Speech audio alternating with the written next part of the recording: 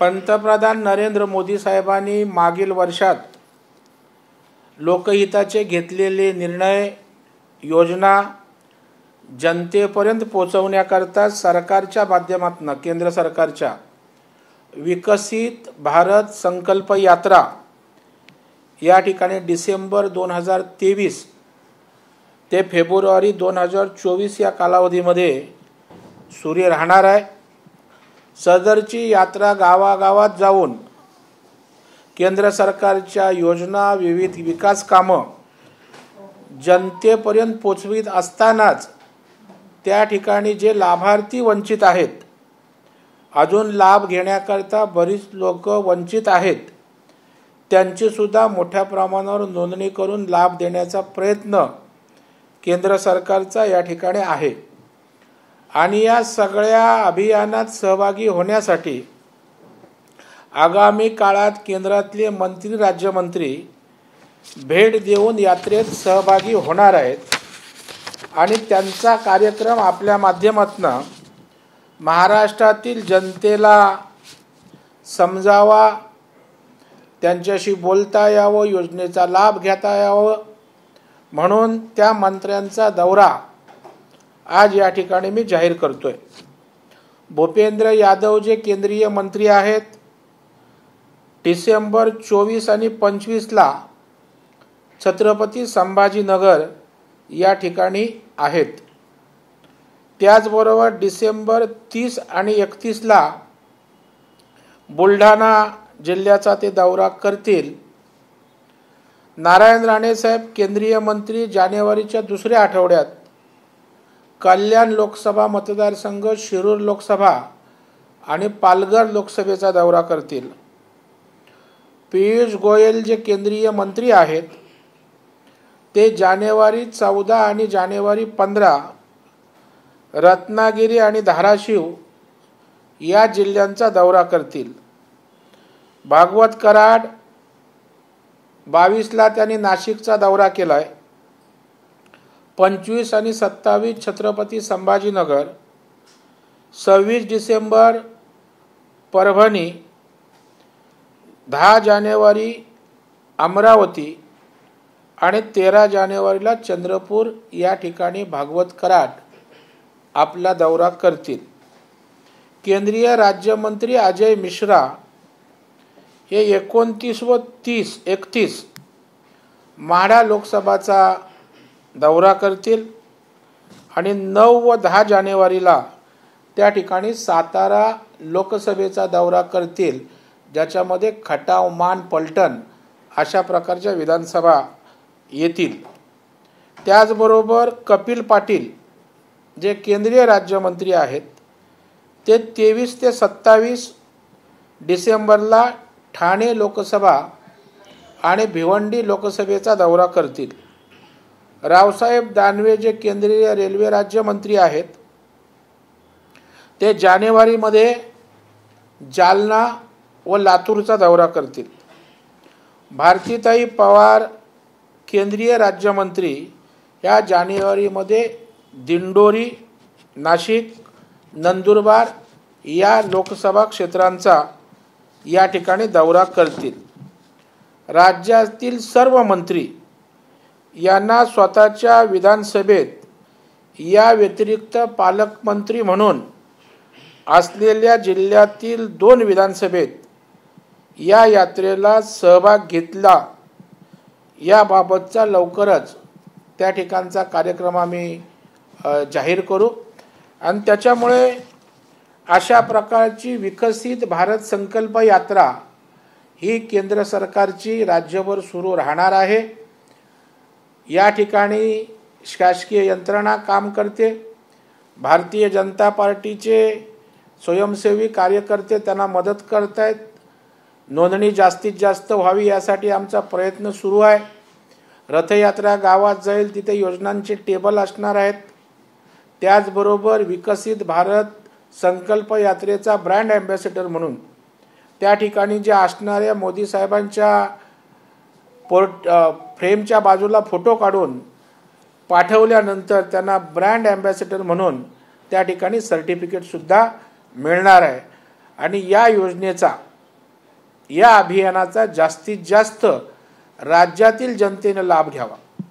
कारण आज मोठ्या प्रमाणावर अजूनही केंद्र सरकारच्या ज्या योजना आहेत, ज्या सर्वसामान्यांसाठी प्रचंड उपयुक्त आहेत, त्यापासून वंचित आहेत।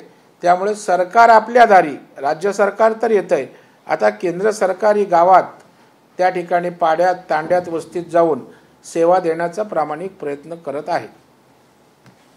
सर, ज्या ठिकाणी आता केंद्र सरकार पुन्हा एकदा सक्रिय झाले आहे आगामी लोकसभा निवडणुकीला घेऊन, त्या ठिकाणी आता कुठेतरी 51% मिशन हे आता प्रत्येकाला दिलं गेलेलं आहे।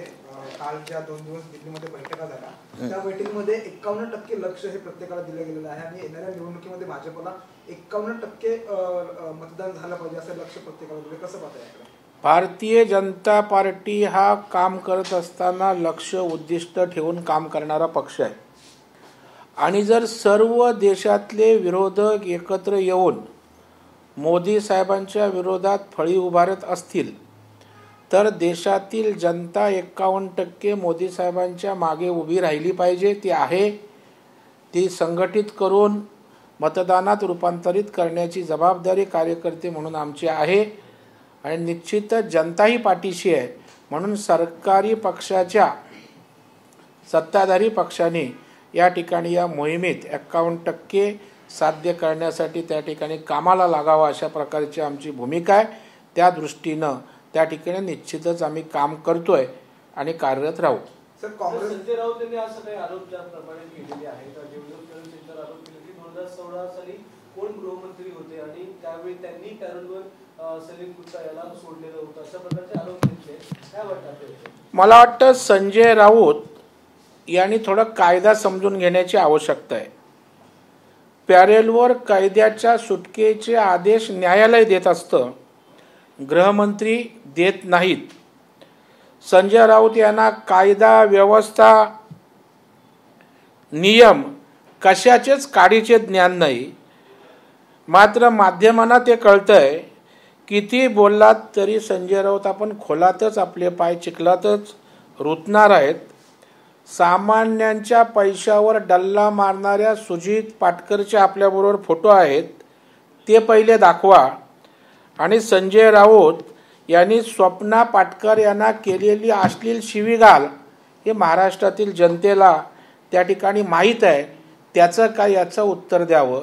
नैतिकतेचा कुठलाही आधार नसणारा संजय राऊत बेताल बोलणं, बेलगाम बोलणं हे त्यांचं सुरू आहे, त्याला फार किंमत देऊ नये असं मला वाटतं।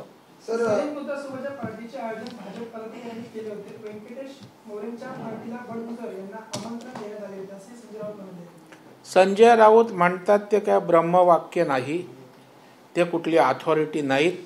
त्यांना काय वाटत असेल, चौकशी चालू आहे, बडगुजर त्या ठिकाणी देतील, पोलीस योग्य असेल त्याची दखल घेतील। आता संजय राऊत काय बोलतात हा कायदा नाही आहे किंवा ते सत्य मानायचं काही कारण नाही।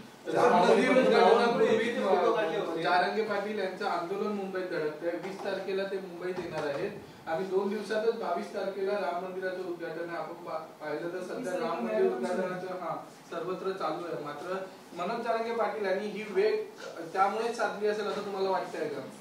नाही, मला वाटत नाही की असं जाणीवपूर्वक ते काय करत असतील, कारण त्यांचा उद्देश आहे तो सफल होण्याच्या मार्गावर येतोय आणि त्यांची परवाची सभा त्या ठिकाणी मला काही अपवादात्मक भुजबळांच्या कोट्या एकमेकांचे टीका सोडली तर समंजसपणानं त्या ठिकाणी आपल्याला आरक्षण मिळावं अशा भूमिकेत ते आलेले मला दिसले। त्याच्यामुळे जाणीवपूर्वक काहीतरी त्या ठिकाणी व्हावं, स्फोटक वातावरण असं ते करतील असं मला अजिबात वाटत नाही। तसं असतं तर त्यांनी शांततेचं आवाहन केलं नसतं। आणि आता क्युरेटिव्ह पिटिशन त्या ठिकाणी 24 जानेवारीला हिअरिंग आहे आणि त्याच्यामुळे 4 दिवसाचा फरक आहे। जी गोष्ट मिळण्याच्या दृष्टिक्षेपात आले त्याला हात दाखवून अवलक्षण कोण करेल असं मला वाटत नाही।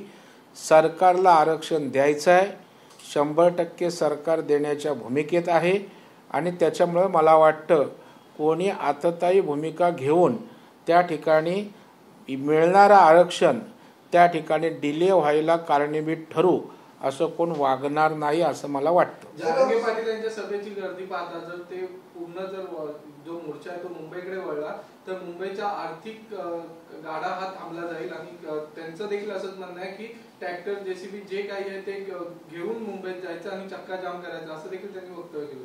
नाही, आपण याचा अर्थ त्यांचं भाषण ऐकलं नाहीत नीट. त्यांनी सांगितलं मी उपोषण करणार, शांततेनं लोक येतील, याच्या पलीकडे ते काही बोललेले नाहीत. त्याच्यामुळे तुम्ही गाडा बिडा बाकी गोष्टी ज्या बोलता आणि सगळ्या व्यवस्था सरकारने लावाव्या अशा अर्थात त्यांचं मला एवढ्या दिवसातलं अत्यंत संयमी समंजसपणाचं भाषण वाटलं. कारण त्यांनाही समजतंय नोंदीच्या संदर्भात सरकार गतिशील आहे, अनेक पुरावे वाढवलेत ओबीसीच्या नोंदी वंशावळीच्या संदर्भात, आणि दुसऱ्या बाजूला सरकार क्युरेटिव्ह पिटिशनच्या माध्यमातून आरक्षण देण्याचा प्रयत्न करते.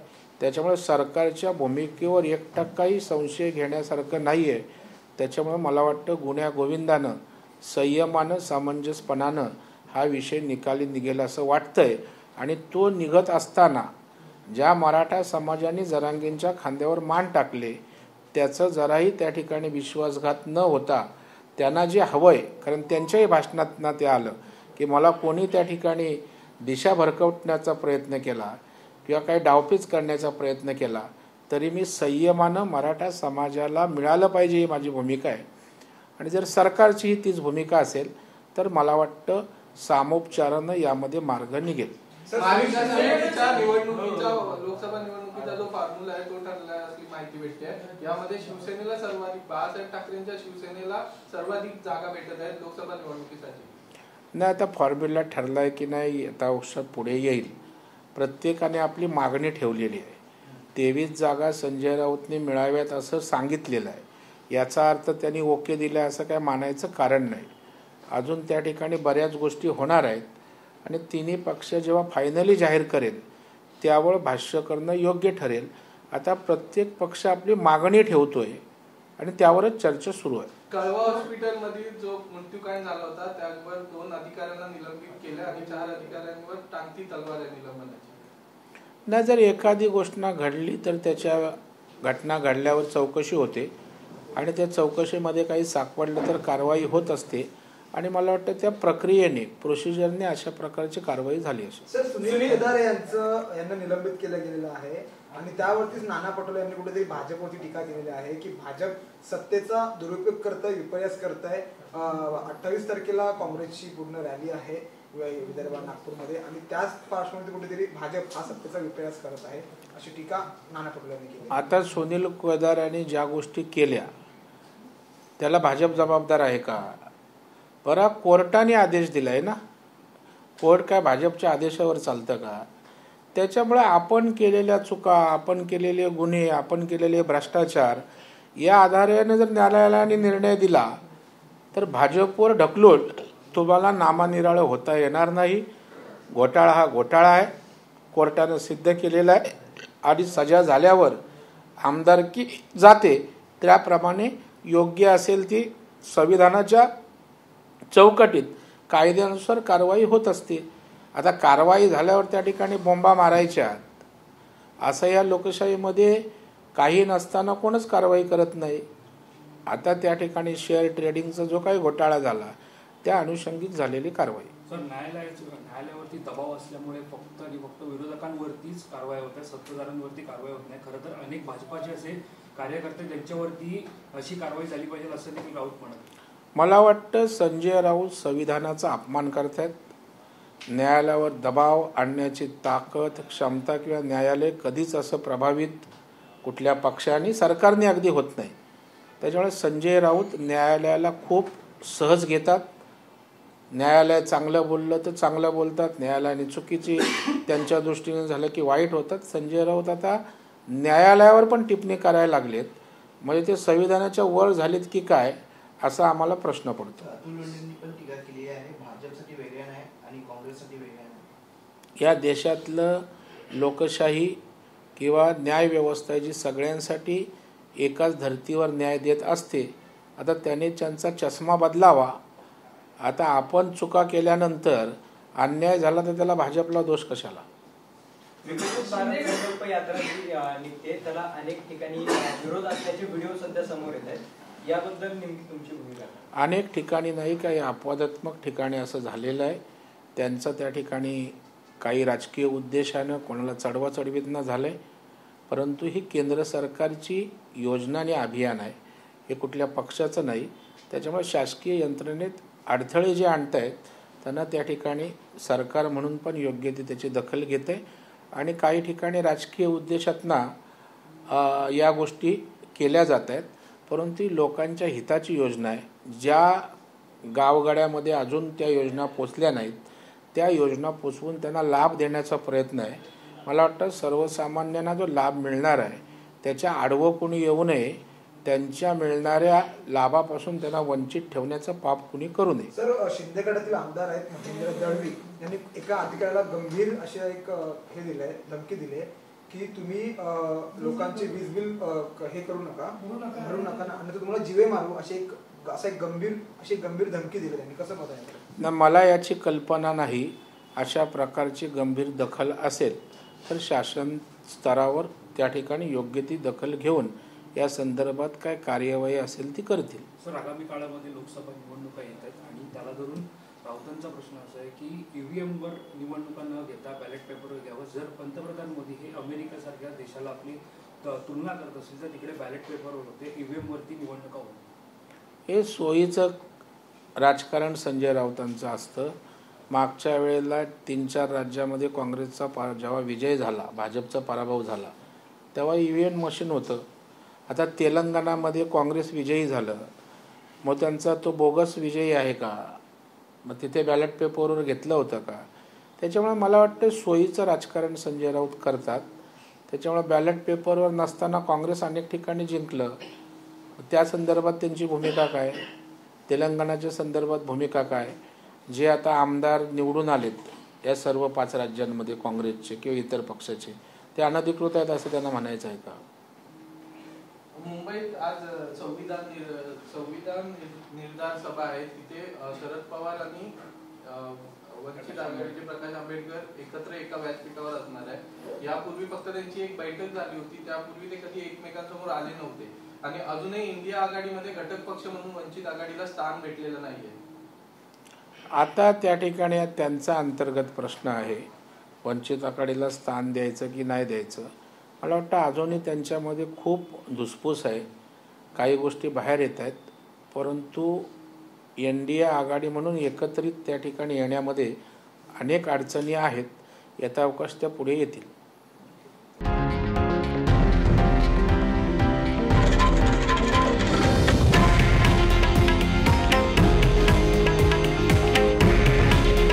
हे आहे देशातील नंबर 1 न्यूज नेटवर्क आणि आपण पाहत आहात TV9 मराठी. काळजी तुमची, हित महाराष्ट्राचं.